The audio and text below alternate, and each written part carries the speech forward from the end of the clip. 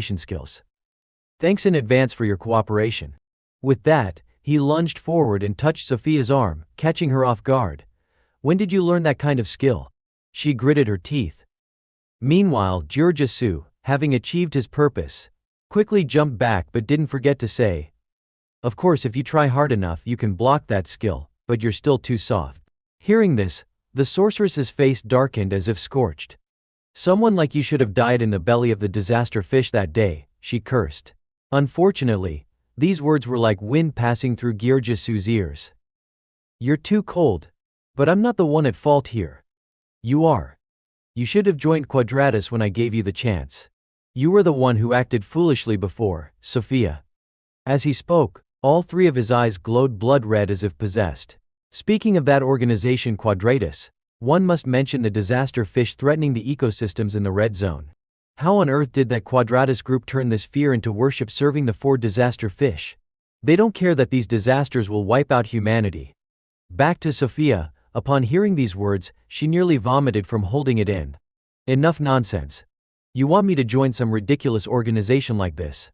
Using the disaster fish's power as an excuse to sacrifice people's lives. Even selling the relics of the dead for profit, how is that acceptable? Are you even human? Do you realize how many explorers you've deceived with promises of safe shelter and food, only to end up dead inside a disaster fish? In response to her accusations, Giorgio showed a blank expression and retorted, "So what?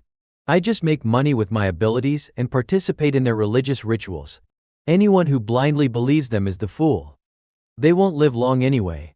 They should be grateful for even a brief moment living in that beautiful place inside a disaster fish. I hope you'll come to your senses soon. After a few more runs, you'll see for yourself." With that, the brat disappeared right before Sophia's eyes, leaving her no time to stop him. "At least he's quick to run," she muttered, thinking back to Giorgio's past. "John Giorgio, if only I had known you would become this kind of person. You completely changed after nearly dying trying to escape the belly of a disaster fish. If I chase after him now," Sophia hesitated, recalling the earlier advice from the main guy. "Don't worry about me. Don't focus on anything else. Just concentrate on gathering the materials. I'm sorry, but I want to entrust this task to you, Kang Han-soo." Back to the main guy's position, unaware of what happened to Sophia, he was speeding up to collect the remaining necessary materials. The key item needed to defeat a disaster fish is a dissolving solution that causes sclerosis. This dissolving solution was synthesized by a sorcerer combining knowledge to create the perfect poison against the disaster fish. One of the first ingredients is its alkali. I have to get the heart of a Kukuza. To find a Kukuza, I need to know the location of a valley between the body and the root. That's what I assumed. The Kukuza live in a cave near the root of the tree to avoid the disaster fish. They easily burrow and make their nests inside. Compared to the heart of the Kukugia, the other ingredients needed to make the dissolving solution that causes sclerosis are relatively easy to find. But near the root of the tree, it's very difficult to find the heart of a Kukuza. If I manage to find it, that would be great. Thinking that, Han-soo's steps paused for a moment as he sensed strange energy waves appearing. "It's coming." Saying this, he drew out the 2 short axes hanging at his sides and activated his Dragon Chitai technique, a magical enhancement of his ki, causing both axes to glow with a golden light immediately. Right after he finished, a herd of fierce-looking water buffalo-like creatures charged at him from the hollow trees. They were the Kukuza.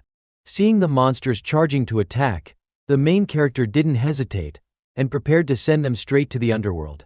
First, he swung one of his axes at the leading beast's skull, chopping it cleanly, sending the creature to its death instantly. Then, putting force into his legs, he used his footwork to close the distance with the buffalo behind, and swung his axes wildly at their throats, cutting them down like ripe grass. However, after killing several, Han-soo's axes started showing signs of damage. Cracks appeared on the blades, and his eyes narrowed. It seemed channeling chi into the weapon caused it to deteriorate faster. "I need to attack while carefully adjusting my technique until I get a better weapon." Just as he thought this, another buffalo took advantage of Han-soo's moment of distraction, wagged its tail, and bit him from behind.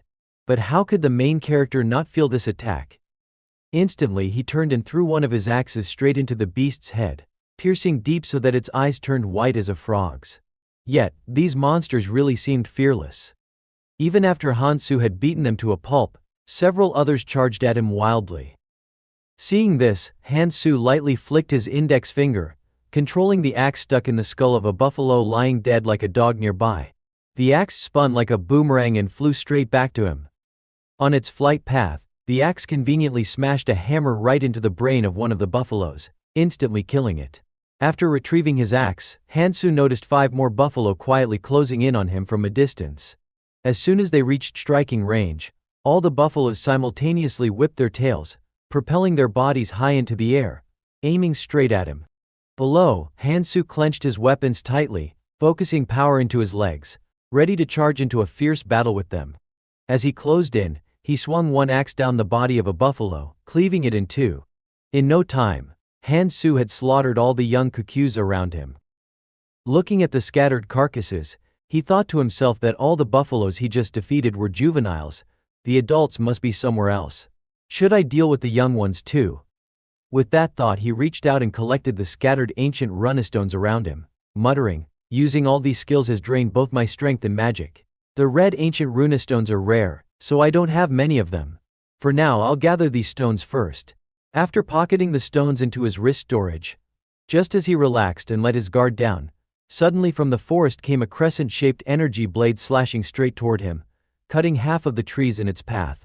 Fortunately, Hansu reacted in time, raising both axes to form an X-shaped cross-block to deflect the attack.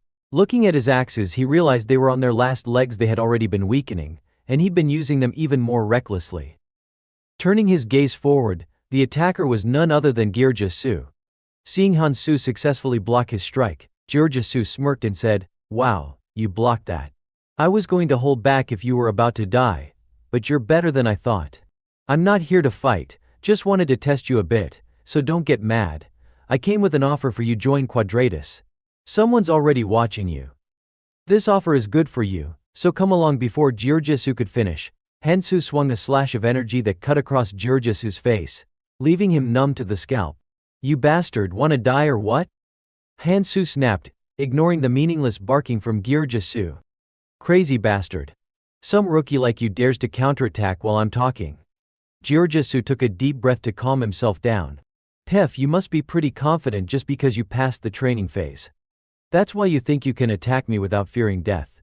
That girl might like you for some reason, but me." Before he could finish, Hansu cut him off again. "I refuse your offer, I refuse." He repeated it twice, because from his past life memories, he knew exactly what kind of organization this bastard was part of. They are a disaster-worshipping cult. Quadratus. I know very well how cruel they are. But the worst part is their business. They breed the calamity fish. Adventurers in the area have started disappearing since Quadratus began operating.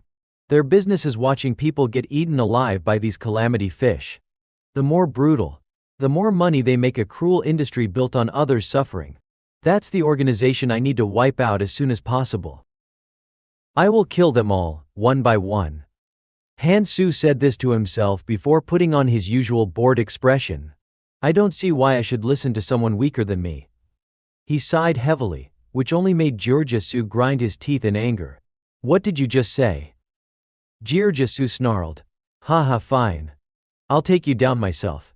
No, if I don't bring you back, they'll lose their minds. So I'll take you back whether you like it or not. Though they won't mind if you lose 1 or 2 arms, right? As he spoke, he pulled up his headband and ripped off the old wristband he was wearing. Who knows how many times he had already torn it before, or how he managed to put it back on.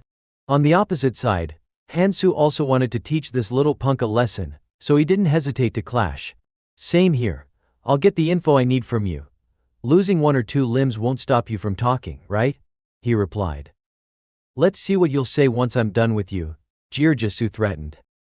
Without wasting any more time, he swung his energy whip straight at Hansu. Reacting instantly, Hansu dodged by leaning to the side. Seeing this, Girja-su smirked mockingly. Foolish. Just as he predicted, suddenly, blood splattered from Hansu's shoulder, causing him to drop down to his knees. So what else do you want to say now? Girja-su taunted with a grin, though his eyes remained sharp and cautious. He was aiming for Hansu's hand, but his attack was too light. Am I hitting too weakly? He wondered. Then Girja-su started swinging his dark whip, slapping it onto the water's surface while boasting, "You won't be worth anything if I hit you too hard. Don't worry, I'll finish this quickly." Confident he had Hansu cornered, he kept talking loudly. But just as Gyurgessu was still running his mouth, Hansu successfully stopped the bleeding from his shoulder. "Yeah, maybe I got too cocky. I've never fought you before," Hansu said as he stood up again. His words left Gyurgessu confused. "What the hell are you talking about? Did you get kicked in the head by a bull? Just shut up and lie down," Gyurgessu snapped, raising his right arm to swing the whip again. However, before Gyurgessu could attack, Hansu closed the distance instantly and delivered a solid punch right to Gyurgessu's stomach. The hit made Gyurgessu vomit from the pain. With the momentum, his weak body flew backward like a torn sack. "I need to update my info. Let's cooperate," Hansu said confidently with a smile. Meanwhile, Gyurgessu was still stunned from the hit.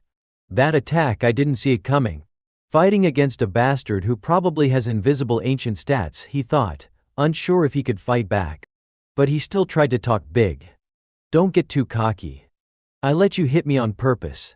Before Gyurgessu could finish, Hansu released a few ancient stones into the palm of his hand and nodded. "Good. I'm just getting started. You're not going down that easily." Hansu's calm, confident demeanor made Gyurgessu's face turn dark. "You think just raising some stats can change your skills? Stats aren't everything," Gyurgessu sneered. Hansu nodded, accepting that, then threw his axe flying quickly forward. The axe pierced directly into the tree trunk above Gyurgessu's head, sending a chill through him. "What's wrong?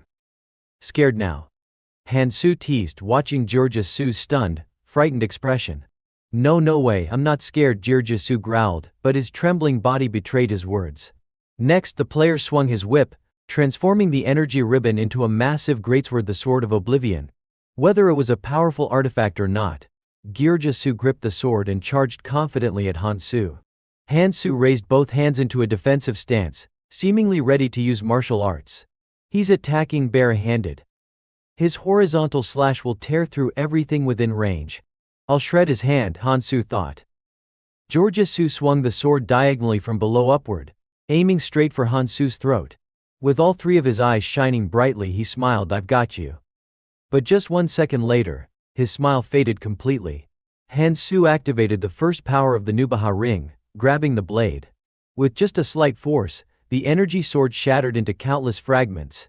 Seeing his prized weapon turn to junk, Gyurgessu's multiple eyes glazed over, as if he'd just lost a high-stakes game. "No way, my slash was blocked." Even experts in decoding magic struggle to break attacks with such high mana concentration, he thought, trembling with fear.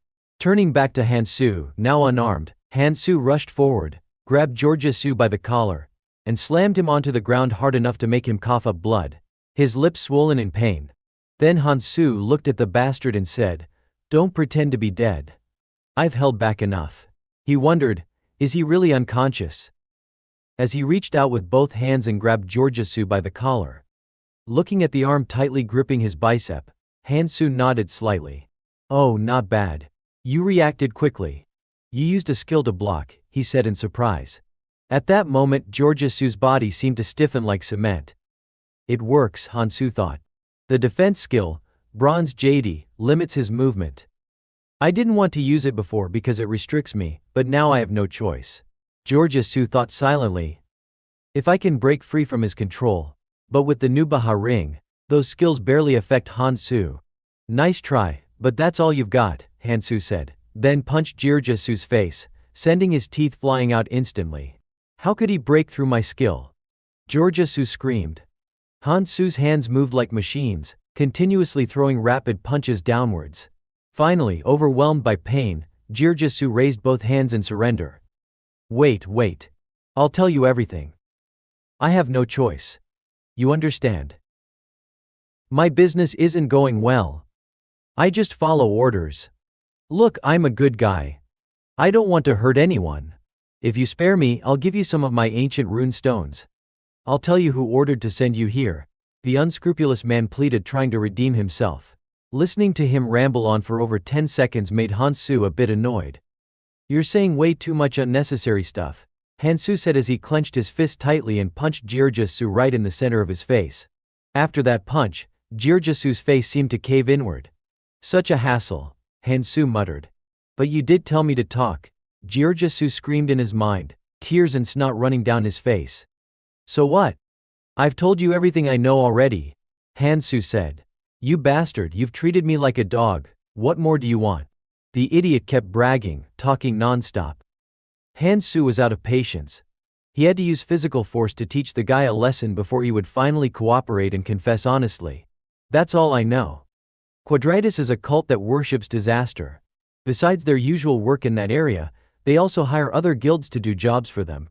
This time the assignment is to spy on you, Hansu, since you finished the tutorial stage.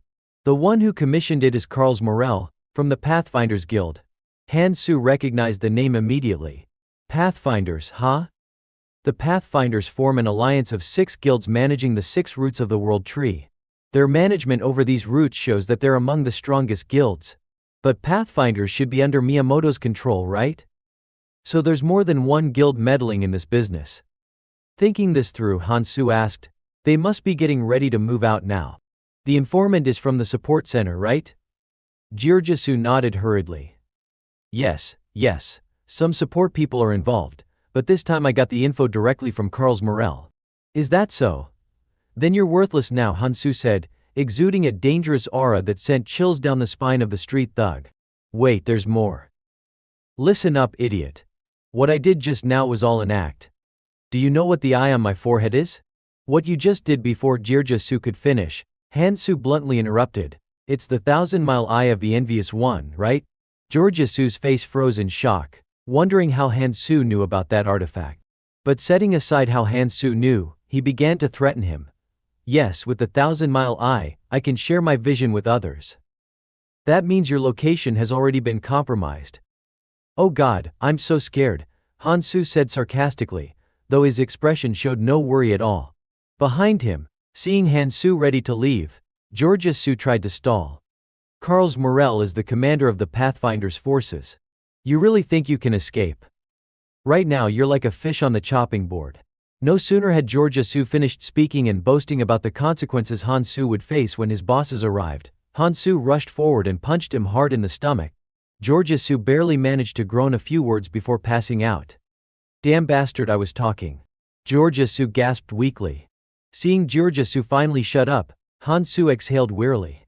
Pretending with you guys is really exhausting. After saying that, Hansu took advantage of the moment to seize all the equipment from the thug. My weapons are almost all used up, I need to find new gear. The forgotten relic, that's a good item.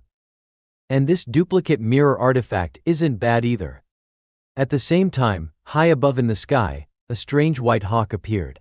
Looking at it, Hansu knew immediately it was a scouting device sent ahead. Detected again, Carls Morin. I don't remember who he is, so probably just some small fry. But what a nuisance, I'm busy now, plus that bunch of monsters nearby. It seems there's a pack of Jurtus around. Hansu smiled as he looked toward the nearby forest. Alright, I'll take them down before reinforcements arrive. Jurtus were monstrous creatures resembling prehistoric purple-skinned dinosaurs, hunting in packs. Somewhere else, 3 men cloaked in black were being chased desperately by these purple dinosaurs. One of them on the left shouted, "Everyone, activate invisibility." At his command, all 3 activated their invisibility skills, making their bodies vanish instantly from the Jurtus sight. The trio then quickly jumped onto a nearby tree branch, leaving the Jurtus confused, unable to figure out where their dinner had gone. Seeing the monsters stumble around cluelessly, the cloaked men sighed with relief. Almost gave myself a heart attack. That's why I don't want to be bait, said Cheng, a member of the Quadratus Guild. How many Jurtus do we need to lure? Another asked. The more the better, Cheng replied. But he also reminded them, since we need to hold our breath to maintain invisibility, we can't use it continuously. For now, let's lure them to the valley, then rest before continuing. Mentioning this, Cheng recalled the mission their boss Carls had assigned to Giorgisu and complained, by the way, that idiot just needs to bring the rookie here. Why is it taking so long? You mean Giorgisu, the one who accepted the commission? Ask someone nearby. Yeah, probably off playing around again, Cheng answered. While everyone else was working their backs off, the 3 men in the group suddenly noticed something and simultaneously looked up. Then, A dove emitting a faint bluish-green glow appeared on Cheng's fingertip, a messenger dove with a blue hue. Only one person was capable of materializing such a detailed dove like this. Nobody knew exactly how he read the information carried by the dove, but after finishing, his expression grew thoughtful as he stood up and said, "Let's go. We've received a message calling us to Lake QQ." Time quickly passed until late afternoon. By then, Cheng's group had reached Hansu's previous location and found Jiurjisu lying there, like a dead dog. "Did you really lose?" Cheng sneered at him. The mentally slow guy didn't argue but only replied, "Good thing I passed out in a low-toxin area. My legs almost got burned to a crisp." "So what about that guy? Did he knock you out?" By the time we arrived he was long gone. Cheng mocked Jiurjisu again. "You mean someone who survived inside the belly of disaster, like you couldn't even capture some punk kid? And you expect us to clean up the mess you left behind?" Ignoring the taunts, Jiurjisu hurriedly checked his body and gritted his teeth. "Damn it, my weapons, and what the hell is this weird wound?" He frowned as he looked at the bandaged injury on his thigh. "Of course that wound was caused by Hansu. Go back to sleep. I'll give you a gift. In exchange, I'll take your weapons." Hansu's voice echoed faintly inside his head, though Jiurjisu still didn't fully understand what it meant. "What are you whining about? Get up, we have to report the situation here," Cheng reminded him. "Shut up. I remember he said something," Jiurjisu grumbled. "What about him? Are you addicted to poison or something?" Then he turned to his companion and ordered, "Escort him out. We'll return to the ship. Just in case, I'll contact the nearby commander and the client as well." As he spoke, he activated his skill and conjured a blue messenger dove hovering between his palms. The blue messenger dove, a support skill that helps travelers communicate. His messenger dove could only send basic information, but it had to be clear and precise. Scene shifted to an unknown location. Cheng's messenger dove fell into the hands of Carl's. After reading the message, Carl's angrily crushed the dove in his hand. "Pathetic fools. Let's go. Follow me." Not long after, Carl's appeared on the ship where Cheng's group had just arrived. Seeing him, Cheng hurried forward to greet him. "You came quickly. I just sent the dove a moment ago." Without responding, the boss pushed Cheng aside and approached Jiurjisu. "Step aside. What's this nonsense, Zhang Jiurjisu? You dare show your face here after being beaten to a pulp by a rookie?" "Carl's Morin," Jiurjisu muttered. To emphasize his point, Carl's immediately kicked Jiurjisu straight in the stomach, causing him immense pain. "Who do you think you are, barking at me? Didn't expect Quadratus to become so useless. How do you plan to handle this trash?" Carl said, then looked at Cheng. "We will take responsibility," Cheng quietly replied. Before long, a cloaked man nearby noticed something and shouted, "Trouble. Our Jurtus herd is gathering in the valley. They're breaking out and heading this way." Hearing this, the group rushed to the ship's side to observe and discovered that, somehow, the entire herd of dinosaurs they had painstakingly gathered was now flooding this place. Damn it. Once the Jurtus run, they can't change direction. I used that trait to lure them into the valley. How did they escape and come here just because we captured their young ones?" Cheng said, confused. At that moment, a strange scent wafted past Carl's nose. He quickly pulled out a dagger and aimed it at Jiurjisu's position, then threw the knife straight into Jiurjisu's wound with a shout, "You idiot, you just dragged a whole pile of trash back there." When he pulled the dagger out of Jiurjisu's thigh, a piece of paper stuck to it. "This is Jurtus blood, it will lure them here, and it contains an amplifier to boost its influence. If I hadn't used Arona's tracking, no one would have known." Carl stroked his chin thoughtfully, considering the person who came up with this plan. A rookie who just arrived in the red zone and already knows the traits of Jurtus to trick us? Haha, amusing. This is interesting. He suddenly burst into a manic laugh and turned to Cheng with a command. "That one, bring Kang Han-su to me. I want to see his face." Cheng hesitated but replied, "There's a herd of Jurtus down there. The ship won't hold out long." "Let me be clear, I'll handle things here," Carl said, his hand glowing with energy, as if he intended to personally intercept. Cheng didn't seem fully convinced but stammered, "But, this kid has disobeyed orders more times than I can count." That annoyed Carl's. "Don't make me repeat myself. Hurry up and bring him here, or I'll toss you to the Jurtus as food.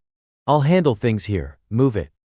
After threatening Cheng, Carl's tossed Jiurjisu aside like trash. Kang Han-soo smirked. If you think this field is enough to stop me, you're dead wrong. I'll make you regret it. With that, he began gathering energy inside his body, forming a glowing sphere between his palms. Once fully charged, he thrust both hands forward, launching the sphere like a cannonball. The blast sent the purple dinosaurs flying in all directions like a storm of destruction. The explosion was so loud that even Han-soo, standing far away, could hear it. Looks like my trap is working, he chuckled, pleased to have bought some extra time. Time to move forward. Time passed quickly. Setting aside the trouble Carl's group was having with the Jurtus, Han-soo took the opportunity to gather materials for himself. He gently pulled a syringe out from part of a tree root, a look of disgust flashing across his face. The nutrients here are just dried bones, no thanks. Not eating this for 2 days is really wearing me out. The nutrient liquid flowed through the world tree's roots, some absorbed the poison, while others purified and detoxified. I need to find something nutritious, but ever since the world tree died, nutrient sources have sharply declined. I've gathered almost all the necessary ingredients. It'll be more effective if I leave this place soon. The only thing left was the deep lake inside the tunnel where the adult Kakuzas lived. It's not a shallow water structure like here, so I need to build a bridge. With that, Han-soo pulled a few seeds from his storage pouch, bamboo shoot seeds which absorb poison water to grow giant leaves. Once dropped into the water, the seeds quickly sprouted before his eyes, forming enormous lotus-like leaves as large as small buildings. Using their buoyancy, Han-soo jumped down and ran across them. It would be easier if I could lure them onto the leaves, but there's no time. I'll go down myself. Time to start the hunt. He summoned the sword he had confiscated from Jirjisu. Ahead of him was a herd of giant Kakuza water buffalo, seemingly the adults. Back to Carl's group, under his overwhelming firepower, the entire herd of purple dinosaurs had been burned to cooked meat. After clearing out the trash blocking his path, Carl's coldly asked the girl behind him, "Has the messenger pigeon arrived?" "It's still delivering the message," she replied. Carl's clicked his tongue in frustration. "Tech, even the strongest reconnaissance skill can only be used once a month, and you wasted it. If you weren't good at leading the way, we'd have thrown you into the poisonous sea already, both you and Quadratus." The more he spoke, the angrier Carl's grew at Jirjisu. But seeing Jirjisu's limp body, the masked man realized Jirjisu probably couldn't endure any more torture and threw him down, then turned back to the girl. "Rachel, take me to the final location." "Are you going alone?" Rachel asked. "Yeah, hunting with my own hands is fun," he replied. "Kang Han-soo, you won't get away," Carl said, a look of excitement spreading across his face. Meanwhile, Han-soo was surrounded by the dead bodies of the water buffalo floating all over the place. Exhausted from dealing with them, he was breathing heavily, his stamina nearly gone. "It's getting harder to swing my sword, but this is the last Kukuza heart I need." Thinking this, he bent down to extract the heart from the water buffalo. But just after finishing, he suddenly felt a chilling sensation up his spine, as if something was targeting him. Instinctively, he tilted his head to the side and dodged successfully as an arrow sped toward him, slicing through the air. The arrow struck the buffalo's body, shattering it into pieces instantly. The attacker was none other than Cheng. While Carl's was busy dealing with the purple dinosaurs, Cheng had snuck here to capture Han-soo. "Chech missed again," Cheng said with regret. While Han-soo's face showed signs of strain, he was completely exhausted. His precision skill was faltering, making it hard to dodge the attacks. Seeing no other choice, Han-soo swung his sword twice, knocking away 3 glowing arrows flying toward him. However, the forceful action caused the wounds on his arms to bleed heavily again. "Damn it," the wounds tore open again. Han-soo gritted his teeth and said. At the same time, droplets of his blood fell into the poisonous lake, the scent quickly stirring the bloodthirsty instincts of the raging water buffalo. Without wasting a second, 2 of the crazed beasts charged at him faster than a bike losing its chain. Because someone was targeting him, Han-soo couldn't stop to fight them off. "They're going berserk over the blood. What a nuisance," he frowned, thinking to himself. Meanwhile, Cheng was also irritated by the rampaging buffalo disrupting his plans. "Damn rats, those water buffalo are making everything harder. We're here to support, go down and capture him," he ordered the girl beside him. Her name was Miller, a member of Quadratus. Hearing Cheng's command, she hesitated for a moment. "What? You want me to go into the swamp full of water buffalo?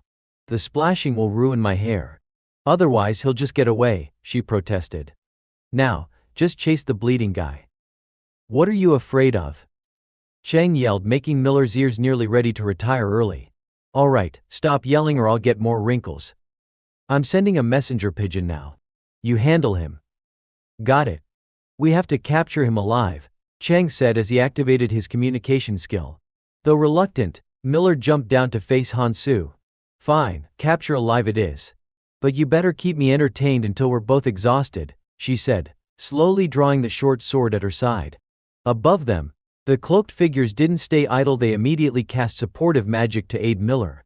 They used some sort of enhancement spell that wrapped the assassin in a glowing red aura. Once in battle mode, her attitude shifted completely. Gone was her earlier sarcasm. It's been a while since I had a proper fight like this. Let's go, she declared. With a single leap, she launched herself from a giant lotus leaf straight toward Hansu. And so, their battle began. Miller swung her sword so fast it left afterimages, while Hansu parried like a machine. But before many exchanges could happen, from above, a raging water buffalo suddenly charged at Hansu with its jaws wide open, startling him slightly. But right after that, Hansu casually swung his sword, slicing straight through the throat of the raging water buffalo, causing it to writhe and struggle on the ground. Turning back to Miller, seeing that Hansu was busy dealing with the beast, she immediately closed the distance and aimed her sword at his throat. Where are you looking, handsome? She teased. At that narrow moment, Hansu threw his whole body backward to dodge. Then, to return the favor, he kicked Miller straight in the face. Although she managed to block with her left hand, the force of the kick still sent her slender body flying far away. Miller twisted slightly midair to lessen the impact and lightly landed on a lotus leaf behind her. I didn't expect someone on the edge of collapse to be so tough. I'll make you pay for the scar you gave me. I'm not going easy on you, she said, licking the blood off the corner of her lips seductively. Meanwhile, Hansu's face grew pale from exhaustion. Miller stepped closer as the crazed water buffalo were going wild over the blood. If I cause a ruckus, it'll be dangerous. The situation favors her right now. The longer this fight drags on, the worse it is for me. So why not change things up a bit? With that thought, he started transforming his sword shape, turning it into a whip. Instantly, he cracked it straight at Miller, producing a loud explosion in the air. Though caught off guard, the assassin still managed to block it. What? I thought you were smart, but you're just mediocre. Isn't that Georgia Sue's weapon? You really shouldn't be stealing other people's weapons like that. She looked at the whip marks on her left arm as she spoke, but suddenly the wound began bleeding uncontrollably, startling her. What? The wound isn't healing. Why is it getting bigger? No way, she shouted as the crazed buffalo, attracted by the blood, shifted their attack toward her. From above, Cheng's group watched in confusion. What is she doing? Seize the moment. It's just a little blood. They're smelling my blood. Miller panicked. All this was caused by the second power of the Nan Nu Maha hemorrhage. This power unlocks when the red stat is boosted. Don't think it's just normal bleeding. Continuous blood loss during battle clouds the mind and drains the body. Maintaining hemorrhage costs a lot of magic, so Miller had been trying to avoid using it. But with the monsters going berserk over the blood, this was the current situation. Thinking she could escape now, while Cheng's people were busy with the crazed buffalo, Hansu took the opportunity to sprint away as fast as he could. Seeing Hansu's retreating back, Cheng panicked. You fools. Go help her. If we lose track of him here, Karl's Morin won't let us off easily. I can't face that again. I'll handle the Kukura. So just focus on capturing Kang Hansu. As he spoke, Cheng pulled back his bow and fired a rapid volley of arrows at the charging buffalo to support his teammate. Meanwhile, the cloaked figures rushed forward to engage Hansu in close combat. Seeing this, Hansu reached into his storage pouch, muttering to himself, "What a hassle. Then I'll give you all a gift," he said, before hurling the corpse of a purple dinosaur straight at them.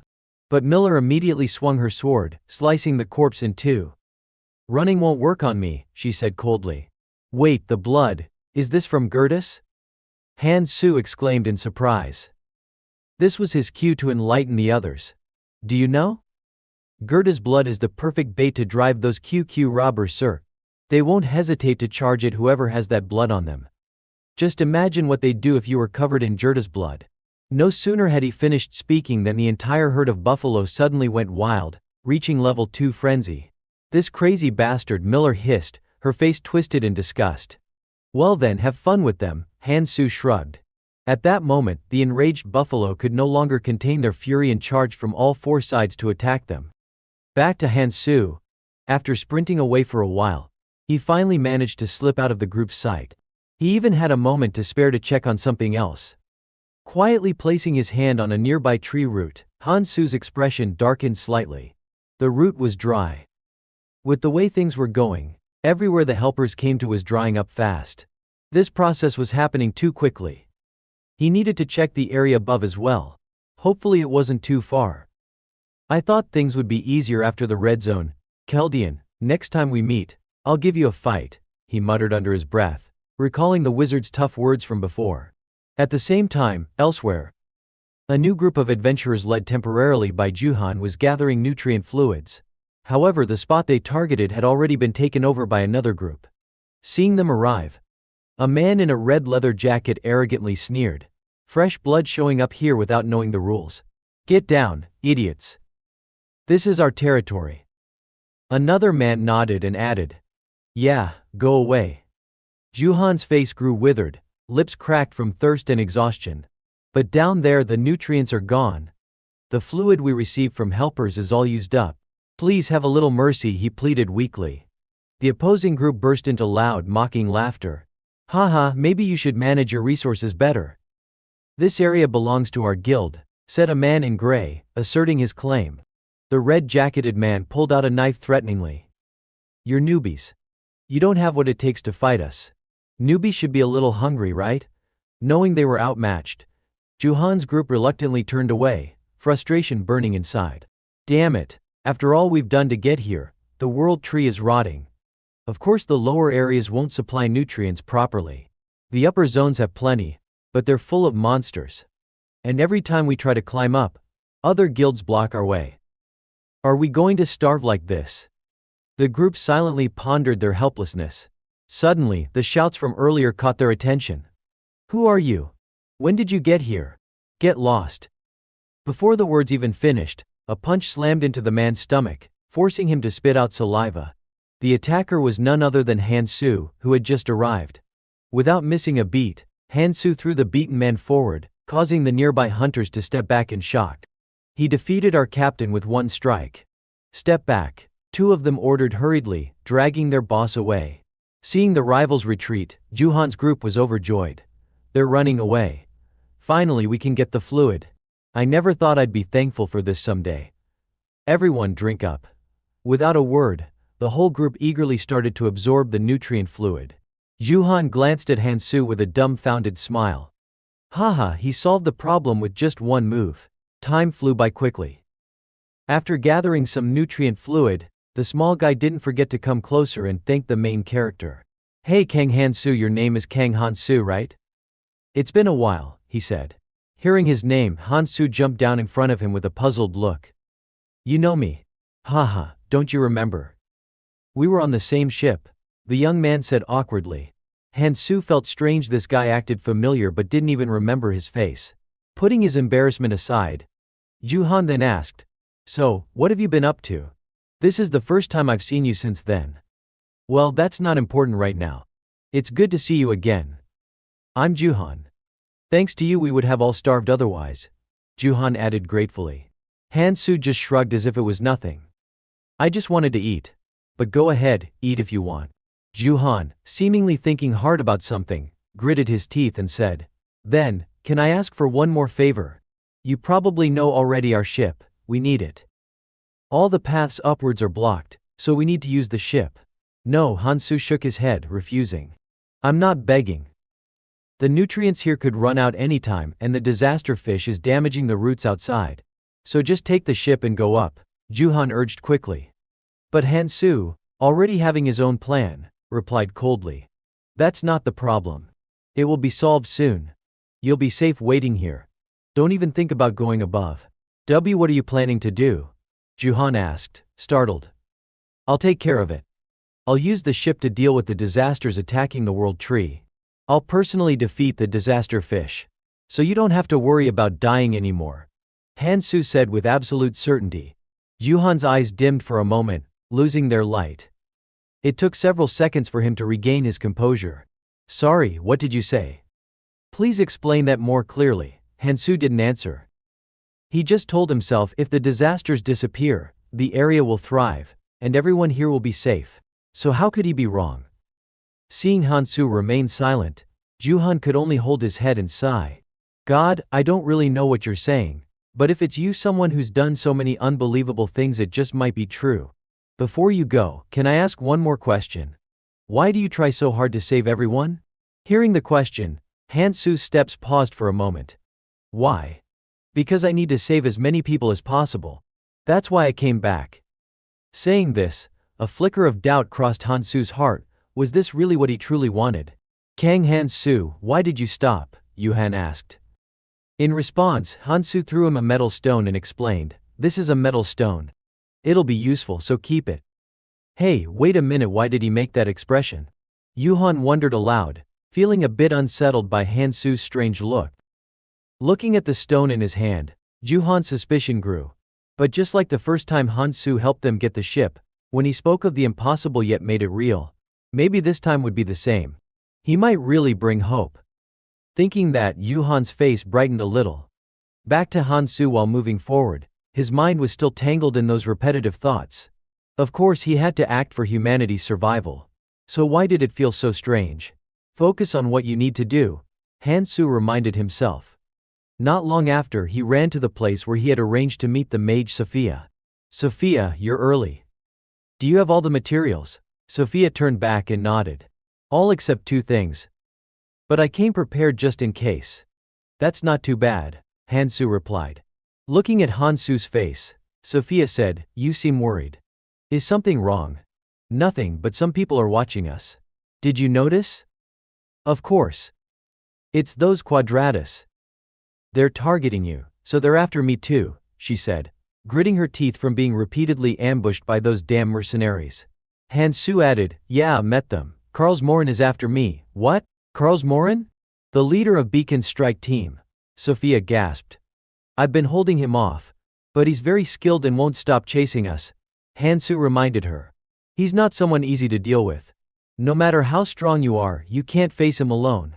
Sophia worriedly said. So let's work together. One of us keeps gathering materials, the other acts as bait to lure Karlsmoren, Han-Su suggested. But Sophia didn't agree with that plan. I don't understand why. Beacon is one of the ruling guilds in the Red Zone. They're not only large in number but full of veteran soldiers who've spent years there. That place is filled with powerful people, some have even left the Red Zone. Among them, the strike team is the most ruthless, and Karlsmoren is their commander. So we have to face him together. We should gather materials right now while they still don't know where we are. We need to hurry, Sophia said urgently. Unfortunately, it was a bit late. That's going to be difficult. I left something there, but judging by the current situation, they've already discovered it, Han-Su muttered. At the same time, at Ju-han's location, the entire group had been defeated by Karls. Karls lifted the small Ju-han's body effortlessly with one hand and said, I'll give you a choice. Do you want to die in pain or die peacefully after telling me where Kang Han-Su is? As he spoke, a bit of mana began to flow from his hand, ready to strike if Ju-han didn't cooperate. Despite trembling with fear, Ju-han chose to protect Han-Su. I didn't see him come. How could he bring so many people so fast? I don't know who that person is. You're mistaken. Hearing this, for some reason, Karls suddenly released him. Ju-han gasped for air, his lungs burning. Your name is Ju-han, right? You have no sense at all for a newcomer. How rude. Do you know lying has a smell? I already know he's been here. Arona's tracking skill, that's my skill. He erased nearly all his traces, but I can still smell what he left behind. At that, Karls pulled out the piece of paper Han-Su had planted on the thug Gyurja-Su before and continued, his mistake was leaving a trace while trying to trap me. Now let's get to the point, where is Kang Han-Su? I really don't know, Ju-han stammered. Seeing Ju-han clueless, Karls sighed. You still smell like a liar. I have no choice then. You'll die here. With that, he swung his hand straight at the small man, terrifying Ju-han. But suddenly, Carl's froze and broke into an excited grin. Haha, I smell him now. Here he is. He turned toward where Hansu was calmly standing, watching everything unfold. So you're the one looking for me? Hansu said calmly, as if greeting an old friend. You're Kang Hansu, aren't you? Carl's asked again. Come on, I am, but before Hansu could finish, the masked man lunged forward and stomped down on his face.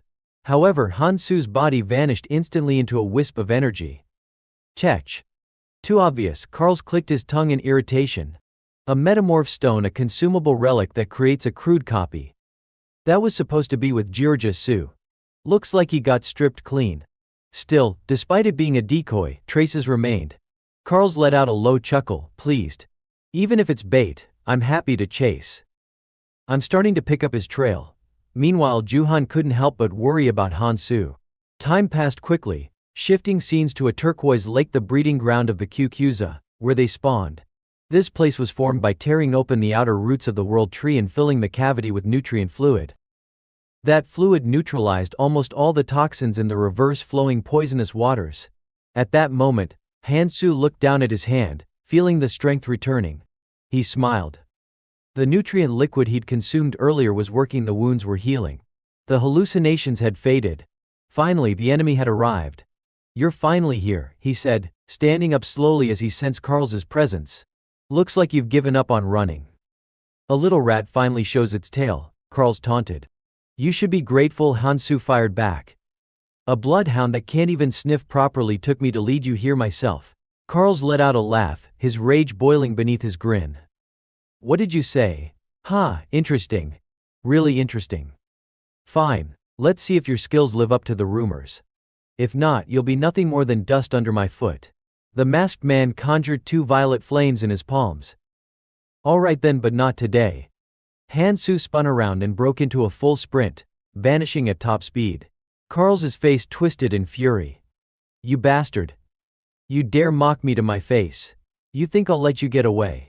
Roaring, he gathered mana into his palm, forming a dense ball of energy radiating deadly heat. This is Fire Jade Art, Scarlet Jade Cannon. Once fully charged, Carl's hurled the orb like a fastball straight toward Hansu. The projectile blazed through the air, but it was useless. Hansu had already leapt high into the sky, dodging the attack with ease. Midair, Hansu swiftly pulled a few bamboo seed sticks from his storage pouch and flung them into the nutrient-filled lake nearby. Instantly, the seeds sprouted and bloomed into enormous lotus leaves across the water's surface. Seeing the massive lotus leaves sprouting, Hansu immediately stepped onto them and dashed across the surface of the lake. This breeding lake had a low toxicity level, but it wouldn't last long. As long as I get inside, I'll be fine, he thought. You think you can escape by diving into the water? Come out here and fight me. Carl shouted furiously, raising his hands and unleashing blast after blast of mana attacks. However, all his shots missed. Hansu had already gotten too far. Clicking his tongue in frustration, Carl's had no choice but to chase after him on foot. Seeing Carl's take the bait, Hansu smirked to himself. Good, he's fallen for it. Now, using the sword soaked in Gertus's body fluid, he planned to mix it with his own blood to amplify the scent strong enough to lure the Kukuza, especially now during their breeding season. Anyone who entered their nest during this time would be seen as a threat. Hansu sliced into his left palm with the sword, letting his blood drip into the lake below. Sure enough, the ferocious beasts living beneath the water sensed the scent of an intruder and began emerging from beneath the surface one by one. It didn't matter whether you were marked with blood or not. If you stepped into their sacred breeding territory, you became a target. In an instant, a swarm of wild, bull-like Kukuza burst from the lake and charged toward Carl's. Yet even as a dozen of them lunged his way, Carl's didn't show a hint of fear. Instead, he smirked, mocking Hansu's tricks. This is all you've got? Looks like you're running out of ideas, he sneered. Did you really think I'd be scared of a bunch of oversized water cattle? I'll burn them down and rip through their hides. With a wave of his hand, Carl's fired a barrage of purple fireballs. The blazing orbs struck the airborne Kukuza with devastating force, exploding them midair into a rain of gore. When it was over, he turned back to Hansu, grinning with arrogance. Didn't I say? Just eliminate them and they're no threat. And now, Kang Hansu, you're next. Running changes nothing. Why won't you just face me? Hearing that, Hansu paused slightly and smiled. You've got a point, he said calmly. The confidence in his voice made Carl suddenly feel uneasy. Why is he so calm? Carl wondered. Hansu didn't respond to the question. Instead, his eyes focused on the pendant hanging from Carl's neck, thoughts racing in his head. Underwater, there's no artifact more valuable than Ahol's breath. Carl's Morin is definitely going to follow me down there, so bring me what's mine, Hansu muttered under his breath. Just as he finished speaking, Hansu launched himself into the large lake with a powerful leap. Back on the shore, Carl didn't immediately jump in after him. Whether it was his cunning or arrogance, he stood there with a smug grin. That idiot, he really thinks I won't follow him underwater? Carl scoffed. If I just wait here, he'll eventually have to come up for air. But I prefer hunting to fishing. He raised his hands again, conjuring a barrage of energy spheres and hurling them into the water one after another, hoping to hit Hansu blindly. Explosions erupted beneath the surface, sending shockwaves rippling through the lake. Damn it! He's just spamming attacks until I surface, Hansu thought, frowning. If I go up now, I'll get roasted the moment I breach the water. I can't use Dragon Kia Neknik, I'm out of mana. But I came prepared for this. Reaching into his satchel, Hansu pulled out what looked like a tightly wrapped flower bud, and bit into it without hesitation. This is the air sac of an alham.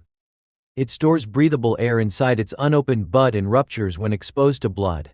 With this I can hold out a bit longer. Just as he started to settle in, his thoughts were interrupted. From the murky depths of the lake, two Kyukuza bulls were charging toward him in a crazed frenzy. Without flinching, Hansu reached back into his storage pouch and pulled out something else. Kyukuza aren't the only territorial monsters down here, he thought. There are plenty of aquatic beasts so foul even these things avoid them. What he held now was the Arwan stink gland, a foul-smelling organ from a notorious underwater predator. Its stench was so noxious that even Kyukuza fled from its presence. Hansu clenched his fist and crushed the gland in his palm, releasing its revolting scent into the water. Instantly, the two charging beasts skidded to a halt, panic flashing in their eyes before they turned and fled in the opposite direction like terrified prey. This'll clear the path, Hansu thought. During mating season, Kyukuza mix toxins with their nutrient fluids, diluting them to form the breeding lake. All these tunnels eventually lead to the Poison Sea. I need to reach it. With his mind set and no enemies in sight, Hansu surged forward, swimming deeper into the underwater labyrinth. Meanwhile, back above, Carl had waited long enough. With no sign of Hansu surfacing, he finally decided to dive in himself. As soon as he spotted Hansu's figure swimming below, he didn't hesitate. With a swift motion, he launched a spiraling blast of energy straight toward him. He's here, Hansu noted, his eyes narrowing. Even with Bloodfire Ki, tracking attacks underwater is easier than it looks. Before he could brace himself, the spiraling force grazed his arm, sending a jolt of pain through his body. His face twisted in agony. Kook, he gasped. It just grazed me, but that impact, damn it. Still, Hansu didn't flinch. This is my chance to counterattack. Gritting through the pain, he lashed out with his whip, aiming directly at the masked attacker. Unfortunately, Carl narrowly dodged at the last second. That weapon, it was the relic Georgiasu used, Carl sneered. So, you're the one with the forgotten relic blade. That thing was far too much for a brat like him. But don't worry, I'll be taking it back. Just as he spoke, something unexpected happened. Carl suddenly clutched his throat, coughing violently as panic set into his expression. I can't breathe, what the hell? This artifact, it's supposed to let me breathe underwater. Realization struck him like a thunderbolt. No, it can't be. His eyes darted forward in desperation, and his worst fear was confirmed. The pendant that let him breathe underwater was no longer around his neck. Hansu had snatched it mid-combat using his whip. Kang Hansu, you bastard, you stole my artifact. Carl's voice echoed into the water, burning precious oxygen as he roared. The more he shouted, the faster his lungs emptied. Meanwhile, Hansu calmly placed the necklace around his own neck with a smug grin. I told you, he said coolly. That belongs to me. But don't worry, I'll give you something in return. With that, he shifted his weapon from whip to blade form, ready to go toe-to-toe to Titanic Carl's and spill some blood in the water.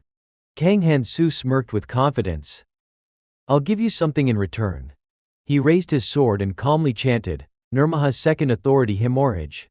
In a flash, a glowing blue chain shot out and coiled tightly around Karl's Morin's arm. Its pressure was brutal. Blood gushed from the limb, as if it were being crushed from within. Karl gritted his teeth in pain. What kind of idiotic trick is this? But just as he was distracted, the stench of blood reached a nearby beast. It lunged straight at him, jaws full of razor-sharp teeth. Feeling the danger, Karl spun out of the way at the last second. Damn bottom feeder, he cursed under his breath, slashing his hand outward to launch a counterstrike that shoved the beast back. He looked up. All the creatures in the hive were stirred into chaos now. Annoying. He cast a spell, energy rippling through his hand. I'm at a disadvantage.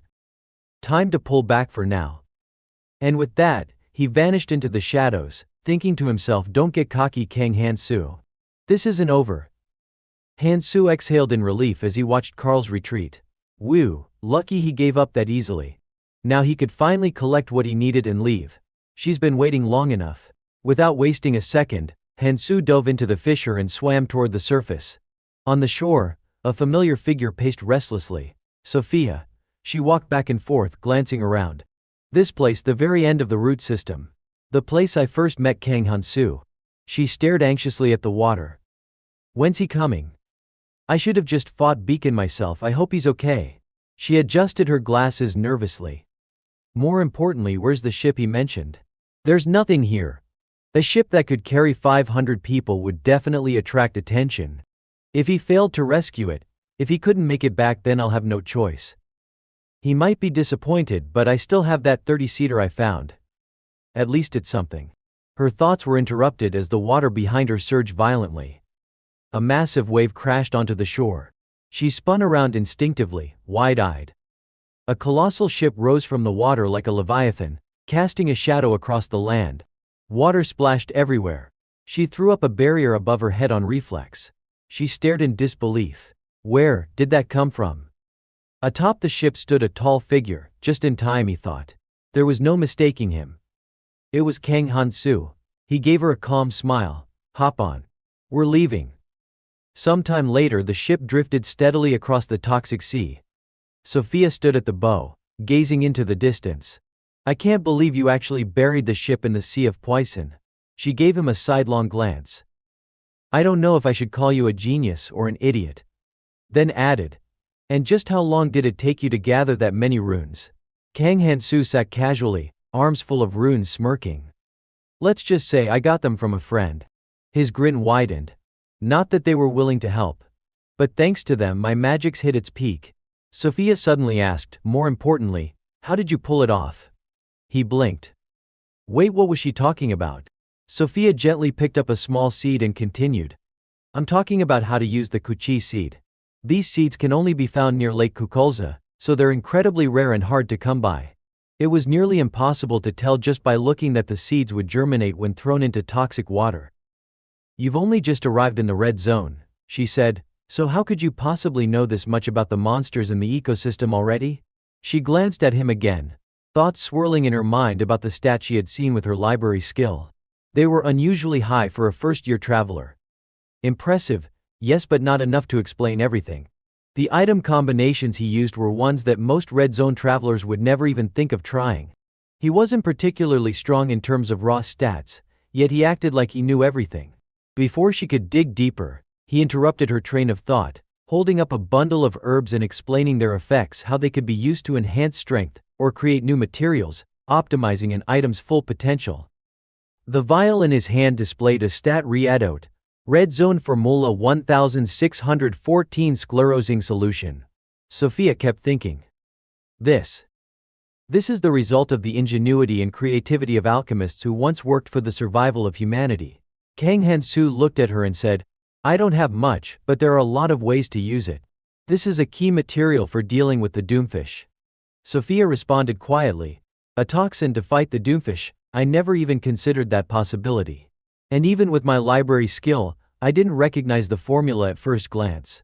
Kang Han-soo, what are you hiding? He smiled faintly and turned away. I could ask you the same thing. 7 Wraiths, the real reason you need someone to guard your position is because of the doomfish, isn't it? Sophia was visibly shocked. How do you know that? Hensu slowly stood up. But now's not the time to talk about this. It's here. As soon as he said those words, the still surface of the water began to ripple, and then two massive scales broke through. It was the devourer fish. The doomfish. With arms crossed, he asked calmly, "You know the way in, right?" Without hesitation,